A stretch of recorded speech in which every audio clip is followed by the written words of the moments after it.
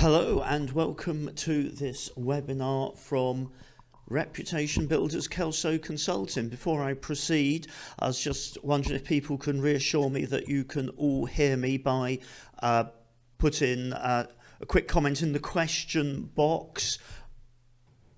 Great, excellent. People can hear me, fabulous. So I will continue. First of all, with a few bits of housekeeping. So this will be finishing in 1 hour. If we're still continuing with questions, sometimes we get lots of them. We'll make sure we post the answers afterwards on our blog. If you are listening to the live version of this, you will be getting not just a feedback questionnaire straight afterwards, but in a couple of working days, a video and a podcast version of this, so you can share with colleagues or listen back to particular bits. And if you're listening to the recorded version, you'll be getting these even quicker. We'll be taking questions, we'll be dealing with questions at the end, but do fire questions through in the meantime as topics come up using the question box, and myself and my colleague Katie, who I'll be introducing shortly, will be taking them as we go along as well as at the end.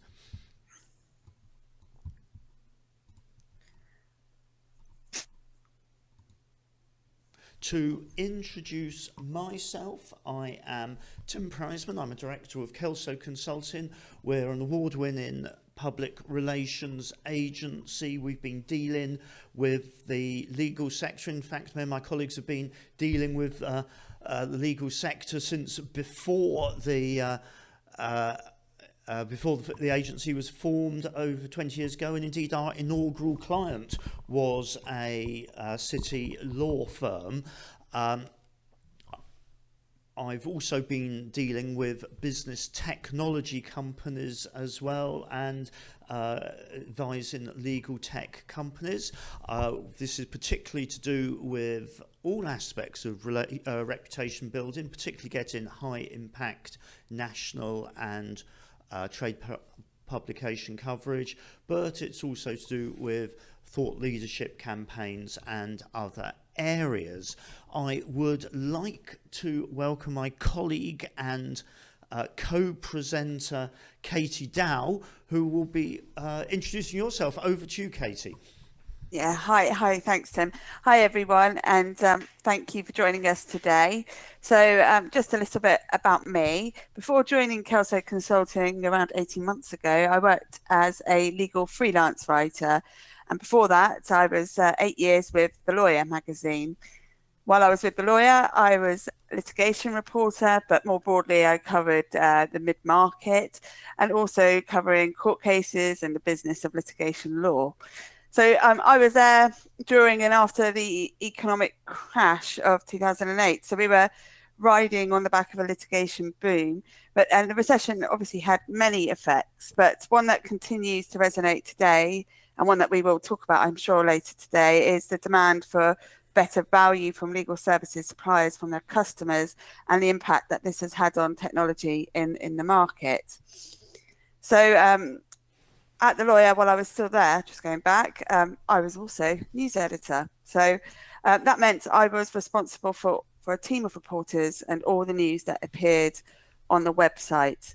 So my insight today comes from being on the end of thousands of press releases and pitches, and generally reporting the news and looking at technology more widely within the profession.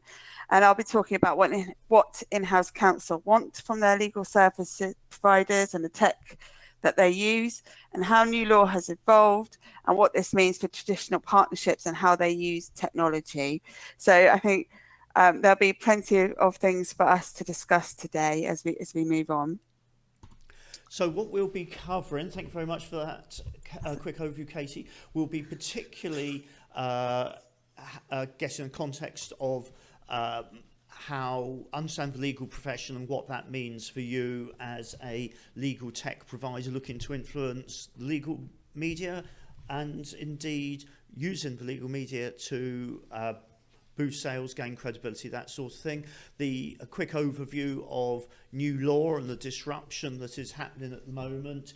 The attitude of the legal press towards this, and indeed how you need to be going about dealing with them, the do's and the don'ts. We'll be quickly looking also at a very, very important area for building credibility and coverage as a legal tech provider, and that is the legal industry awards.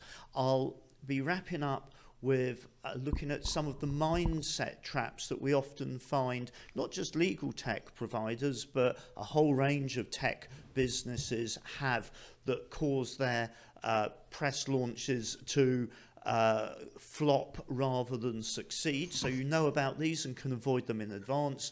And we'll be we'll be dealing with questions at the end that we haven't tackled along the way.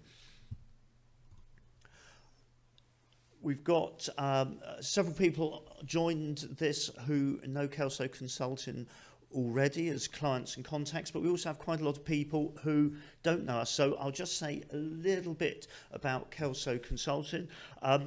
As a PR agency, we've been around over 20 years. So as we provide all the sorts of services you would expect a PR agency that specialises in legal, technology, consultancy, financial and professional services areas to provide to a very high standard, as we've won various awards over the years for these. But we also provide other services which you may or may not expect us to do around writing award entries, indeed all sorts of submissions for law firms towards things like FT, innovative lawyers and legal directors and that sort of thing. We also provide a lot of help for clients on using LinkedIn effectively. Lots of people use it, but very few people use it particularly effectively. And as mentioned, thought leadership campaigns are a particular area of specialty for us. Okay, that's Kelso Consulting. Katie, over to you regarding the legal profession. Well, yes, hi. So I was thinking that a lot of our attendees today know the legal market. They understand that it covers commercial firms, criminal firms, barristers' chambers.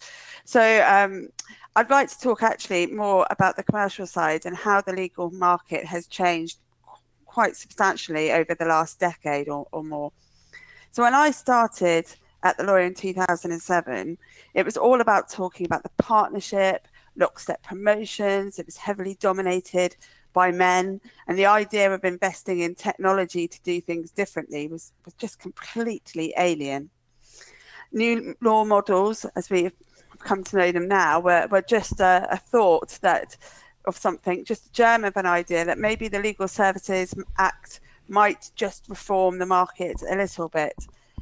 We didn't really know then that the recession actually would have had a much broader effect on it than the Legal Services Act, because at the end of 2017, it's just a decade after that, the number at the end of the year, the number of incorporated companies accounted for 44% of all law firms, and the traditional partnership model just 17%, and that's a number that is in decline. So what we are seeing is that legal technologies are driving the changes that clients are demanding, and that's either that law firms use technology to improve their operational structure and deliver better value, or that firms are being developed on the back of technologies and are promising to do things much better. We see a lot about how artificial intelligence and robotics can impact the business of lawyering and the shape of the profession. In fact, I was reading a report recently that said that the profession could shrink as much as 20% by 2038, thanks to the technological advancements being made now. So all of this sort of means that traditional firms are having to modernize quickly, and they're competing with new law models and alternatives service providers, and that are using technology to basically bring major disruption to the profession. For legal tech companies that are supplying these advancements, this is an exciting time because they are being able to innovate on the back of demand from clients and fill that gap. It's getting that information across to the law firms that seems to be the problem. So I thought we should actually talk about what new law is and how it's bringing that disruption before we talk more specifically about the technologies that are being used in by law firms. And I think it's quite interesting to see that since we first started looking at this topic a bit more closely a year or so ago, there has been a complete blurring of the lines between new law and old law. But it's worthwhile talking today about what the distinction between the two law firm models are. So we have the traditional partnership model, which is the billable hour, equity ladders, equity ladders. And at the same time, we have the new law models coming into play. So I'm going to just give a quick overview of the market and how it's changed over the last few years, because it really has changed. We had lawyers on demand that arrived on the scene in 2007, and since then it has grown monumentally. Today, it operates in multiple jurisdictions, has 650 lawyers and over 500 clients. In fact, such was the success of LOD that last year Brian Cave Leighton Paisner, or BLP as it once was, has actually sold its shareholding, and it's now being backed by Bowmark Capital, which will give it the firepower it needs to expand even more, putting more pressure on the traditional law firm model. And we have dispersed model structures like Keystone. I remember when Keystone sort of started raising its profile in the profession, and a lot of lawyers were very sniffy about people working from home and doing big projects at home. There was a lot of talk that it wouldn't work. Well, they've proved them wrong, because last year in 2017, Keystone floated on the stock exchange and things are going very well. They now have 300 lawyers on their books, so things are going well there. Another structure that many law firms were really skeptical of was Riverview Law, which launched in 2012 with the backing of DLA Piper. I think there was a bit of controversy around it at the time. But again, Riverview Law has been led by Carl, the chief executive, who's very charismatic, and he's done a lot to propel the business forward, because last year it was acquired by Ernst & Young, which is going to use it as a basis for its legal services offering, which is going to be another scare for the big traditional law firms.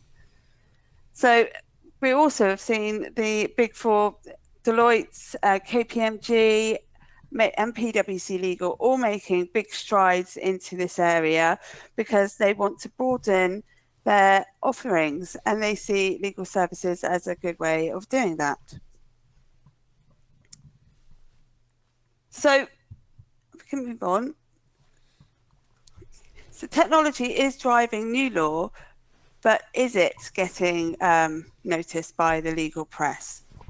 As I say, when we looked at this 12 months ago, we saw then that the legal press took quite an ad hoc approach to legal tech reporting.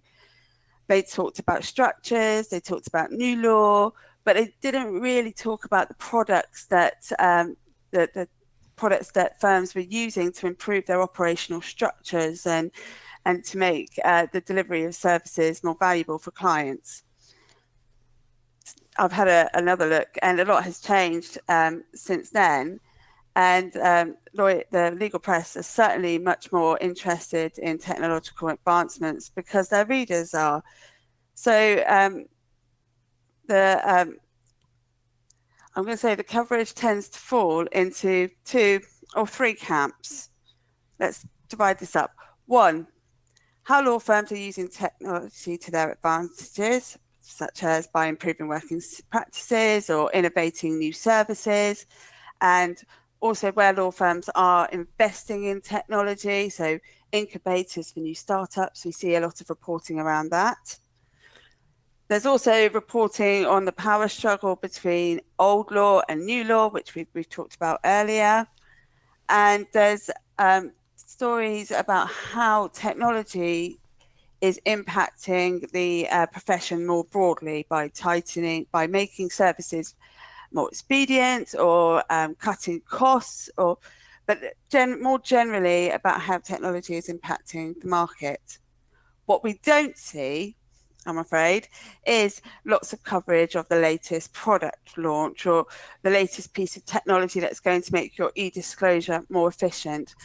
The legal press generally does not tend to report on the product launches. It's just something that they see as advertising revenue instead. That said, reporters do want to get to know the people who are bringing these new technologies to market, not least because they are a good source of stories.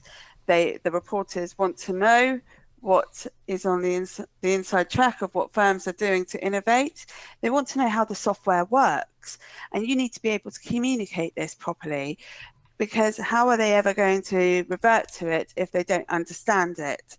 And they also need to know what the impact that technology will be having on the profession. They might not write about it, let's be clear, they might not write about it instantly, or they might not even register an interest just yet, but they do keep a tabs on what's happening in technology developments here in Lawtech, and they want to get to know the people who are delivering those innovations. So it's a good time to build your profile now. Even if you don't see immediate results, you have to remember that dealing with the legal press is a long-term game, which will probably reap you rewards in the end, just not overnight. So just moving on, sorry, I'm catching up the slides. So here we have just a bit of an overview of who the legal press is, and thank you. And I'm just going to go through this very quickly because I'm sure you're very familiar with it. So we have the lawyer, which is obviously where I started, and that's its target audiences, in-house lawyers, and the law firms pay for advertising. Generally, like Legal Week, they write about the business of law focused on the UK 200, and they have an increased attention focus on the growing use of technology in the profession. Legal Week, which is owned by the American lawyer media, so it has a massive reach into the States and generally tends to take a more global approach. They focus on the UK top 50 in the UK and international firms. If you get a story in Legal Week, it's always great because it's likely to be picked up by American Lawyer, which instantly broadens your readership. And we go on to Legal Business, which is was always traditionally a monthly magazine, but now carries more regular, fuller analysis of the profession. It's much more well known for its analysis and features, and also the GC Power List, the in-house lawyer magazine, and GC magazine. They run all of these, but as I said, they're much more analysis driven than news driven. There is also the trusty old Law Society Gazette, which is the most widely read legal magazine. That's because it tends to focus on all the Law Society members. So it's always good to get a story in there. There is also a few others that are worth mentioning that you may have come across. Roll on Friday, Legal Cheek are both websites that tend to take a more gossipy approach, but that's not to say they shouldn't be taken more seriously.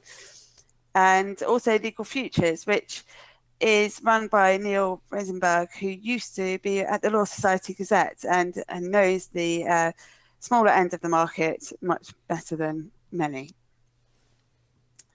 So I'm sure you understand that the importance of being in the legal press, but I think it'd be good for us to go back over this. These magazines target people who are your core audience, and they are vital to your success. Being in them gives you and your business credibility. They're also well followed by the national press, and sometimes even set the national news agenda. Recently, we see a lot about non-disclosure agreements and the focus on the lawyers who are writing these, and that's something that has been led by the legal press. So if something is hotting up in the B2B world, such as legal tech, it won't be long before the Financial Times or the Times starts thinking about what it should be writing in this area. As I said, it also gives you credibility. It invites lawyers to look at your product. It raises the profile of your product, and it gives you a good in to connect with new contacts who could possibly become customers at some point. So all these things, being in the legal press is important for many reasons, but it's also important to your clients.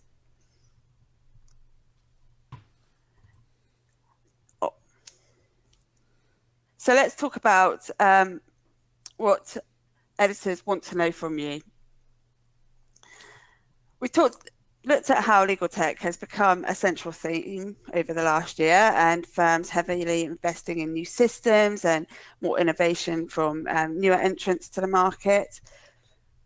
As legal tech suppliers in this sector, you are well placed to talk about what firms are doing in this space. And there is no doubt that editors want to hear from you about what they are doing and how you are helping them to find solutions to the problems that they have in their current market, in their current sector. I've already said, this is a long-term game, and it really is. I can tell you from personal experience that I would have contacts who would be on the back burner for several months before they get any mention in the lawyer. And then it would be a case of building up their credibility for some time before they become a spokesperson for their sector. So it's absolutely vital that you manage your expectations and you do not expect quick hits. Instead, you might be better off putting your efforts towards building your credibility by social media, for instance, so that reporters know to come to you as the expert when the time is right. If you are struggling to get noticed because you're just because nobody is actually listening to you, it's worthwhile looking at whether you actually have a story that is really interesting to say. I've already told you that new product launches don't really make top headlines or stories. So it's about how you position your product so that it appeals to the reader and tells a story, and also doing it at the right time.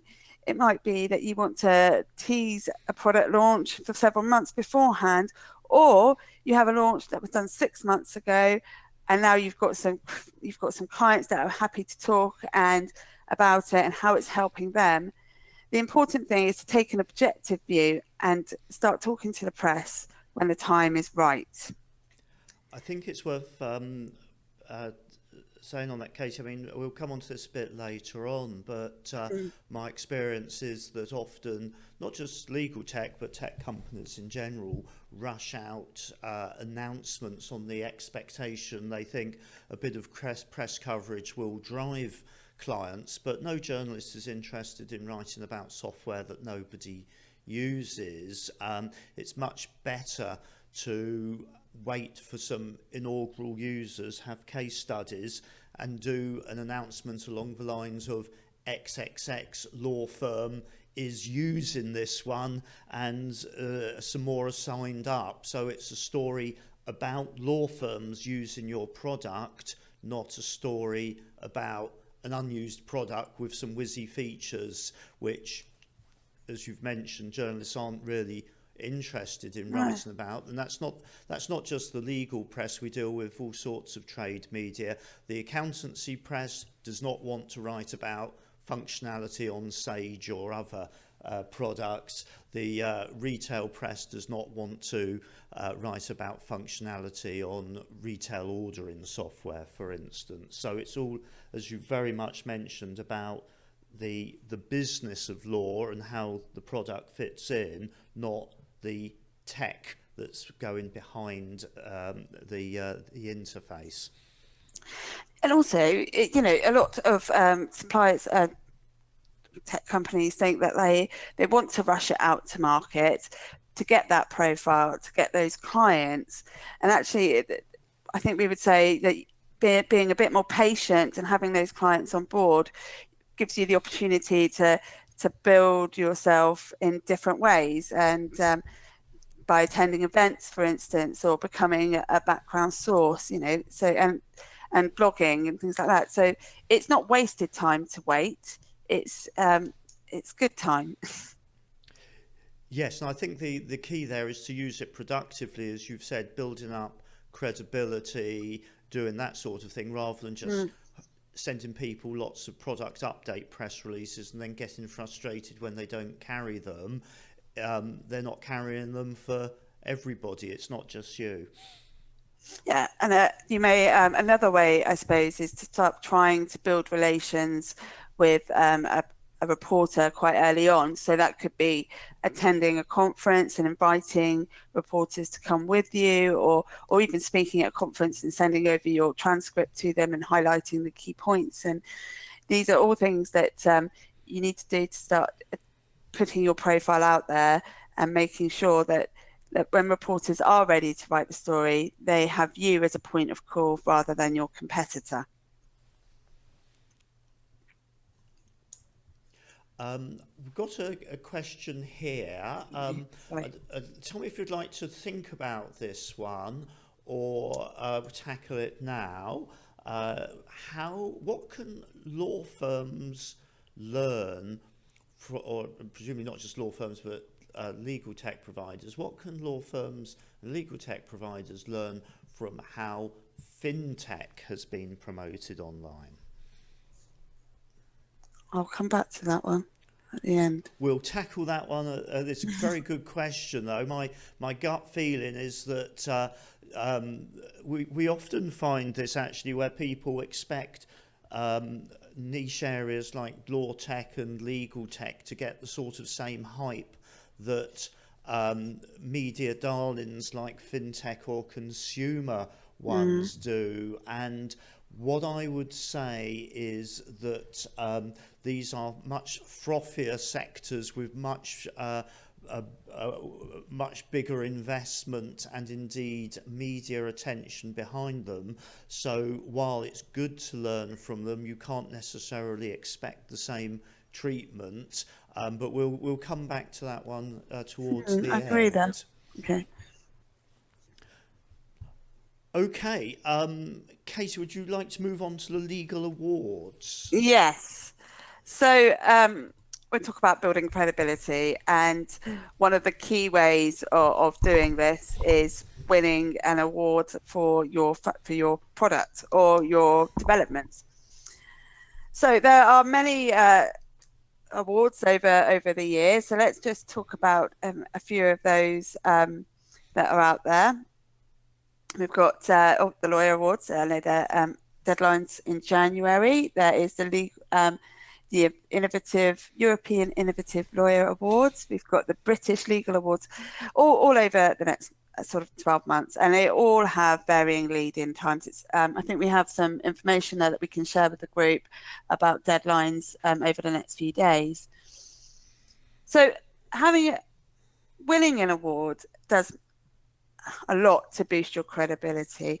It demonstrates confidence in your product from an independent source, and this is something that can be massively attractive to conservative lawyers who tend to stick with the suppliers that they know best. The best way of winning an award is making your entry in plain language that everybody can understand. I cannot tell you how many. I sat on the judging panel for 8 years, and I'm telling you now, if the submission could not be clearly understood on the first read through, which would happen several months before the judging panel came in, then it would be thrown. It would just be discarded, because we were reporters and we didn't understand the nuances of the latest technical innovation in this particular area. And so why should the judges? Very often, when they're writing award submissions, entrants forget to look at the judging panel, and we had people who were either general counsel or in completely different areas, had no understanding of what technology and how it worked and why this was so impactful was. So being able to communicate that clearly and confidently is absolutely essential. Now, I've already said this, but I think the other thing, so once you've got the language right, the importance of your submission is to show how it makes you different from everybody else in the market. It's all very well giving plenty of market context and saying this is where we are and these are our competitors, but what the judges panel really wants to know is how your product is, or your innovation is, completely changing the sector that that is operating within. That might be either on a local level or nationally or internationally. You might be changing the way that I'm going to use e-disclosure again. You may be changing the way e-disclosure has operated and cut the time out of it, but you need to be able to communicate this properly and give context to that and show the impact. So, and again, I suppose this sort of goes back to understanding the criteria as well as understanding your judges. Take time to understand the criteria. The lawyer awards, for instance, had a rule that it would not accept submissions that were more than 2 pages long. One firm took this to mean that they could send us reams and reams of appendices, in fact, a couple of boxes of appendices, which I'm sure they probably spent thousands of pounds on, but we were not allowed to look at them. The rules were we had to stay within the judging criteria to make it fair for judging for everybody that applied. So before you even think about your submission, take a very close look at the judging criteria to make sure that you have everything that you need, that it fills the criteria, and that you are able to, again, to communicate it properly. Once you've got all of that, and I think this goes with everything, but specifically for legal awards, it's always great to have client support for your submission. So if you've secured a major win for a client or for a law firm, help them secure a major win, but from them using your technology, get the law firm to give you a snippet, a soundbite for that, and ask them to support your submission. You might even want them to do that independently and ask them to contact the publication directly so that it looks like it's coming from a completely different place. But I think we had one in-house lawyer who had 5 different private practice lawyers phone up to tell us how brilliant he was. I'm not sure he won in the end, but still, it's worthwhile considering. So I think the most important thing overall, once you've got the client support and you know the criteria, you know the judges, and you've got your evidence, is communicating, and you communicate it properly, is making sure that you hand over that evidence. I know we speak sometimes to law firms that are doing submissions that are a bit worried about giving over detail about what they're doing, and suppliers are the same, especially as law firms are very confidential institutions. So check with the award holder that anything on your submission is confidential, and make sure you highlight it in your submission as well, so that if they break any sort of confidentiality, you have some comeback. But if you feel it is sensitive information, maybe you want to talk them through it instead. But make sure you include as much evidence as possible, and anything that is confidential, highlight it as confidential. Be specific, provide facts. Don't be bland and marketing speak. We're the best things ever because we're innovative in this area, for instance. And talk about the impact that your product has on real law firms and their clients. All this will help you build up an image that will make the judges be impressed by your submission.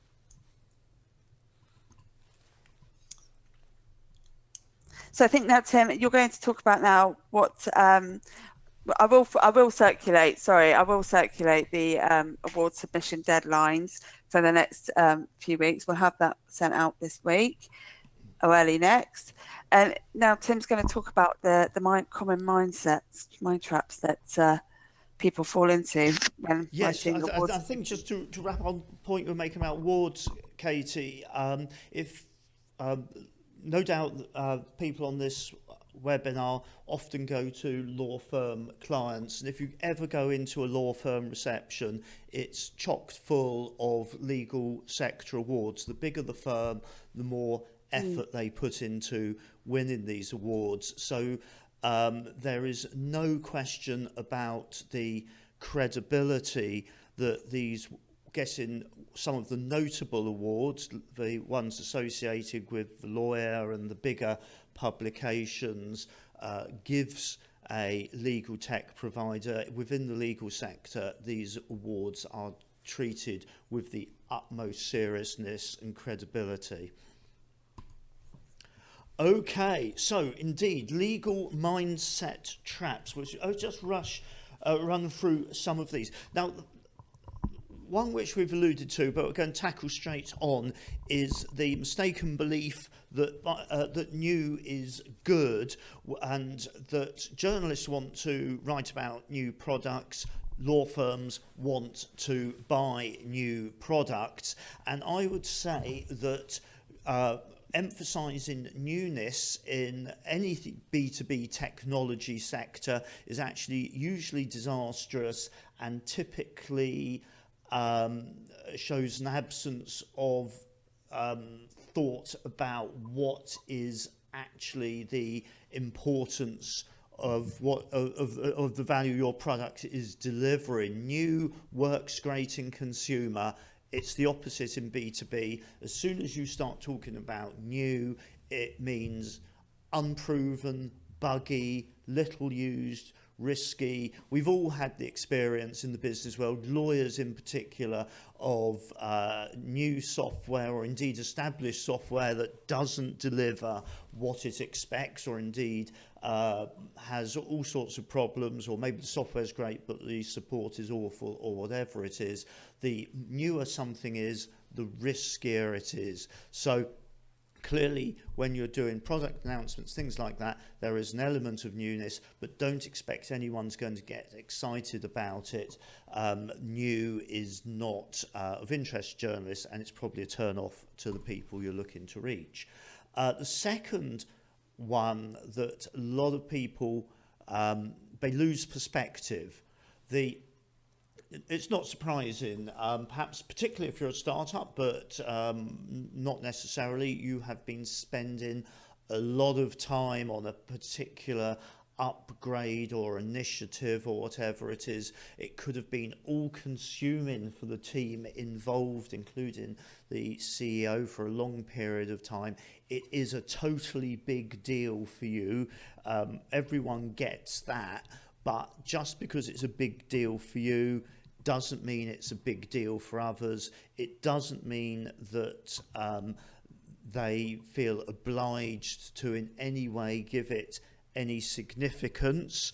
And this is important because it leads not just to inflated expectations and indeed the short-termism that Katie was talking about, where people expect, you know, everyone to drop their story about sexism and groping and things like this in law firms that the legal press are very interested in at the moment, and instead talk about technology on a Friday afternoon when you've decided is a good time for the press release to go out. So, and it also leads to people saying they're the next big thing. Now, ambition and the desire to be the next big thing is really good, but the reality is journalists get rung up all the time by people claiming to be the next big thing, and you know what, most of them aren't, and indeed many of them aren't around a few months later. So don't expect people to believe your hype. It is good to have a good story. It is good to talk about the strategy, to have a perspective, to have a long-term view. It's good to be out there disrupting and have big ambitions, but at the same time they have to be underpinned by an element of credibility, and overclaiming or overhyping to try and attract coverage is actually going to backfire by making journalists, and it's not just legal journalists, it's other sectors as well, more sceptical about you.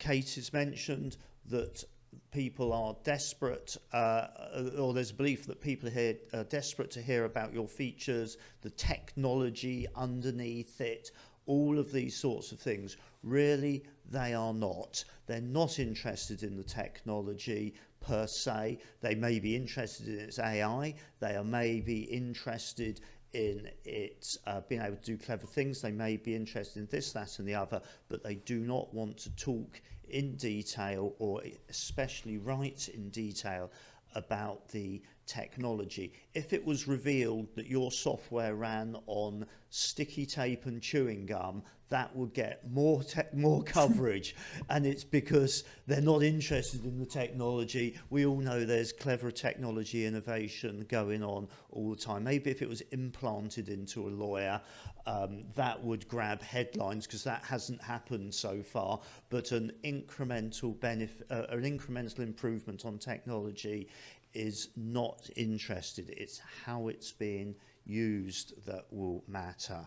And as Katie mentioned with the awards, but it's very much the case with journalists as well. And indeed, it's the same for your blogs and everything else. And we get this often. People want to insert big, technical, long-winded, or indeed vague business school jargon into things to try and talk themselves up. Now, we're dealing with the legal press, and we're dealing with lawyers, so you do want to use appropriate legal technology and business of law, legal terminology and business of law terminology. That is absolutely right. You want to be talking about quantum and matter and things like that, but that's not what we're talking about here. We're talking about tech, and indeed often we find as well business school jargon creeping in as well. It does not show your experts, it just goes to busy people who haven't got the time. They've had all this sort of stuff before, and as Katie said, with the rewards they throw it in the bin, with press releases and announcements they hit the delete button. An area we come up with particularly for tech companies, legal tech companies, other tech companies as well, who have want to break into the UK. They want to do an announcement. This is all well and good, but there's no UK story. Sometimes they don't even have a UK office yet. They want to get the press coverage to flush out a UK client so that they can justify opening an office. Now, the UK media writes about businesses in the UK. It writes about the UK market. It does not write about your case study in Poland. It does not write about ambitious tech companies from overseas launching in the UK with a mobile phone number, one salesperson and no clients. So again, it's all about, if you want to be in the UK press and you are a legal tech launching from overseas, you have to have a UK story. Now, this could be clients, case studies, or it could be through research and taking more of a thought leadership approach. But if you want to launch in the UK as the next big thing, you're going to have a pretty amazing story, because as we've mentioned before, they're not very interested in the next big thing. So, not just for overseas fintechs though, we find this with UK ones as well, who've been used to operating on limited resources and making do. And also, when you're a funky fintech in Hoxton, you do things slightly differently. But when you're getting ready for a press launch, whether it's to launch your business or indeed you've been around a bit and now it's your time to tell the word about yourself, credibility is important. And what we find is businesses who are perhaps a bit new to this, they want the press to give them the credibility that helps them win more clients. Nothing wrong with that. That's the game we're in. We help people do it. But what people don't seem to realise is that journalists apply that test of credibility themselves. So you need to look the part, have a track record, have endorsers. What we often find is that the website's been done on the cheap. There's a PO box number, there's a mobile address, you look small, you don't look credible, you look like a bunch of guys in Hoxton doing it on a shoestring, doesn't look like the sort of firm that a big law firm or indeed a credible in-house legal team is going to be using anytime soon. So again, look at yourself as skeptical outsiders like journalists do, and indeed our job is helping people so that they don't fall at the very first hurdle, which is not even gaining the credibility with the journalists. After that, yes, we need to get on to talking about the problems you solve, not the features you deliver, and we help people generate what's we could call is the WSIGAF, which is if a journalist turns around to you, someone like Katie or her colleagues, and says, yeah, so what? Why should I give a fig about all of that? There needs to be a pretty big so what. Okay.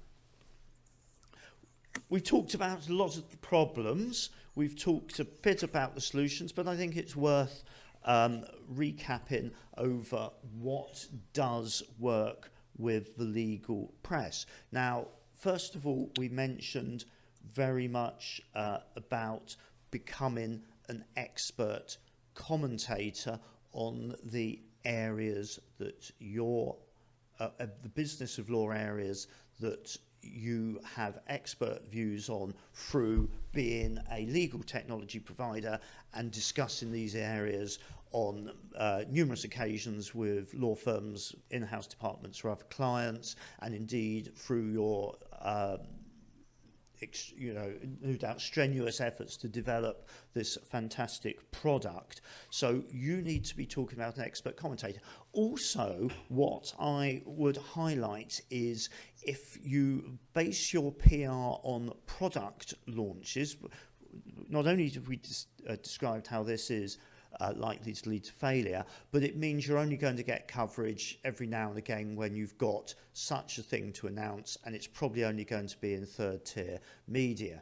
If you are an expert commentator through some of the things we talked about, and indeed building that up early through social media, as Katie highlighted, then you get sustainable coverage. If you are an expert commentator on a subject and you are people like us or your in-house team or whatever help you get on the ring list of a journalist, then you have a good chance of getting coverage every time that issue is being written about, as the journalist is looking for expert comment. So it is, being an expert commentator allows you to get regular sustained coverage as opposed to ad hoc and only if you're lucky with other approaches.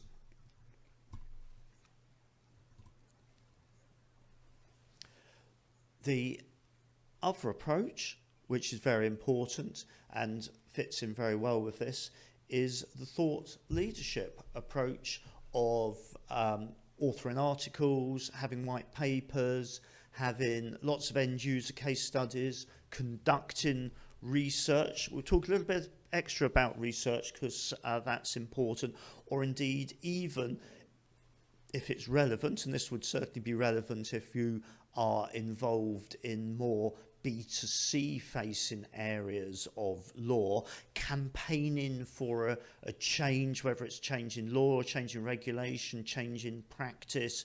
People are being ripped off and you're keen to help stop it. The more you can elevate your position from not just from a provider of a technology but to a business with a cause, the more of interest you are to legal press, and indeed the more of interest you are to other media as well. Now, let's just go back on research. There's been some changes in this area in recent years. Now, let me start by saying research is excellent, and indeed as a legal tech provider you may well have lots of data within your platform, what Google calls digital exhaust. That is lots of data that you've collected but isn't particularly useful for you. Well, we've found that these sorts of things are a huge source of expert comment, credibility, quotable quotes, fact-checks, benchmarking reports, all sorts of things. And we've done this approach previously with fintech and other providers. So actually, the source of getting lots of coverage might well be all the data that for you is a waste byproduct, but actually allows you to offer the sorts of insights that journalists really want. Now, what we've found, not just in the legal press but across others, is that because the internet and the disappearance of online advertising for jobs completely destroyed the business model of most media publications, they've transmogrified themselves from publications that did a few other things to make a bit of extra money, like awards and selling inserts and things like this. They've now realised that their brand and their database is their most valuable asset.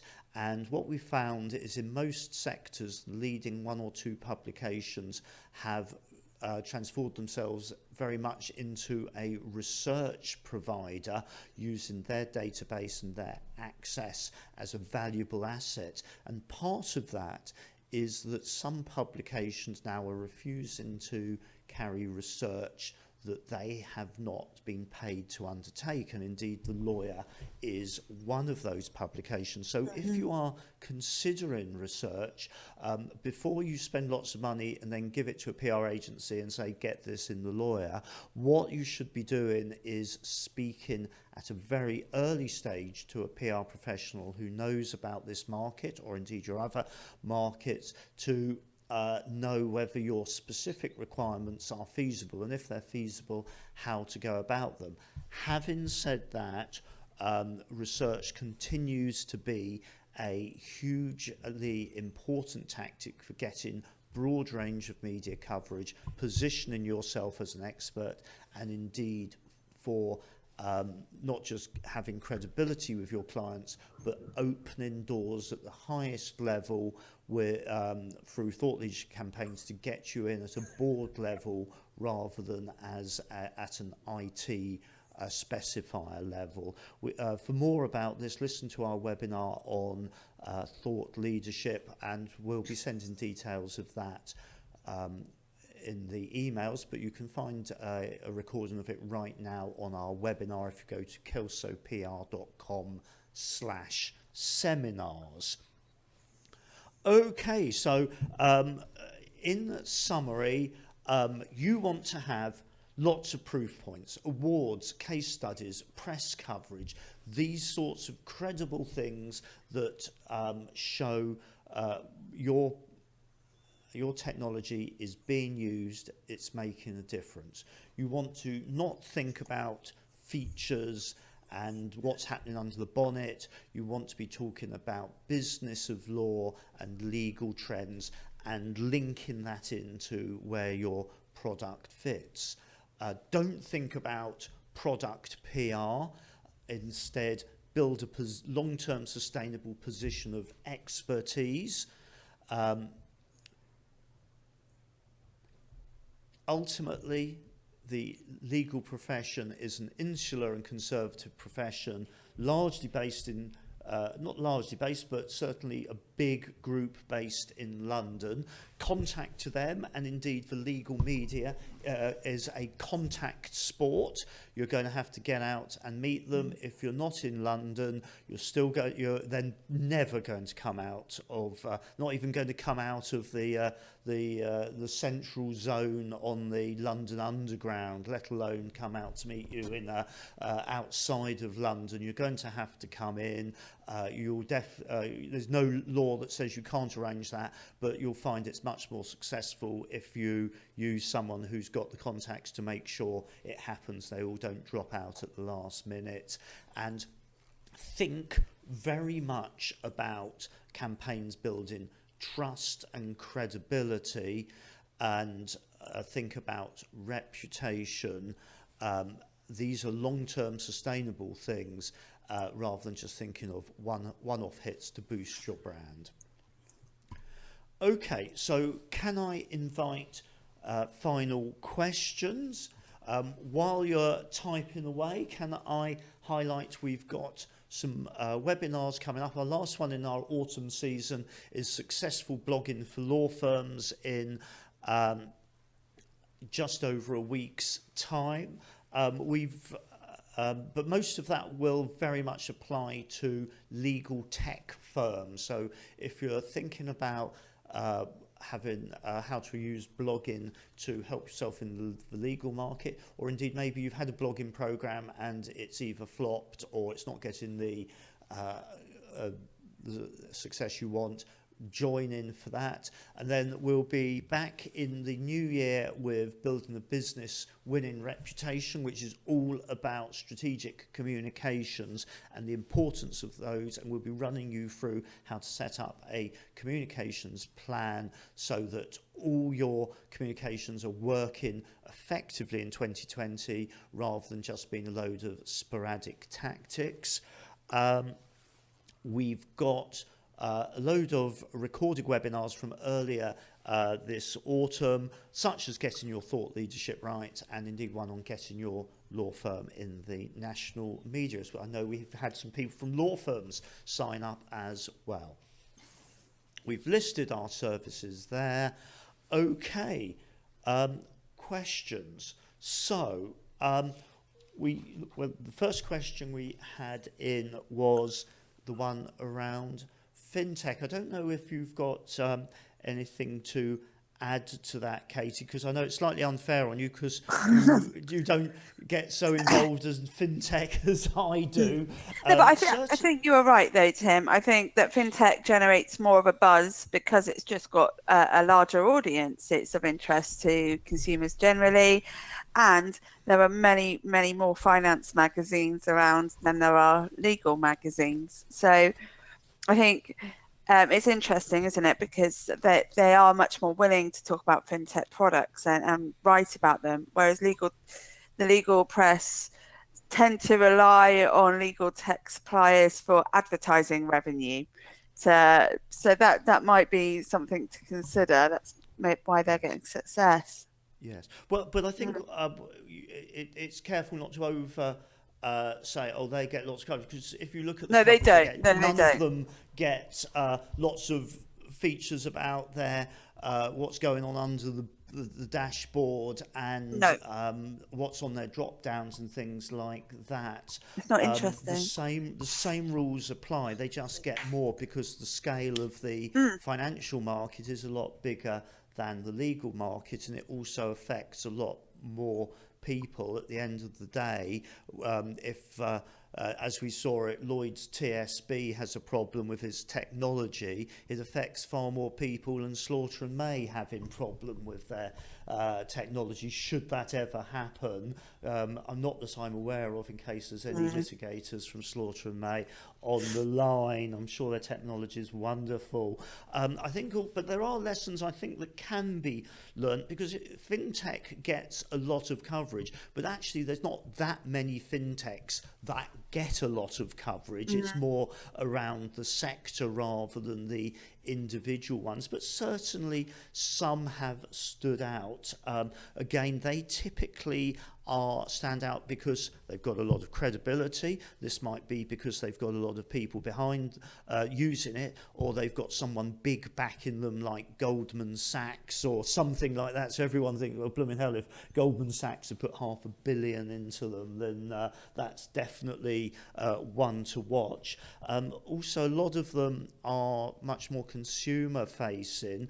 I'm trying to think of the name of it. I think it's TransferWise, for instance, which is a tiny company originally that's grown up particularly through successful public relations. For them, the lessons are the same we would recommend for other people. First of all, concentrate on the end user benefits, have a very simple message, focus on disruption and change that you're causing, but make it credible. And in their case, they've done what's very important as well. They haven't hidden behind a brand. That's been very focused around the personality of the people involved, particularly the founders around it.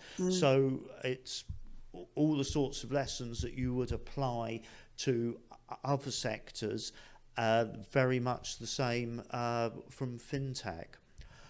Okay, so I think we're just over our time. I'd like to thank everyone for joining us on this webinar. If you have questions afterwards, email them through to us and we'll be posting answers to them on our blog. So you can see them, and indeed other people will as well, as they may well be having the same questions as yourself. May I wish you a good rest of the afternoon. Great. Thanks very much, everybody, for joining. Cheers, everyone. Bye for Thank now. you. Bye-bye.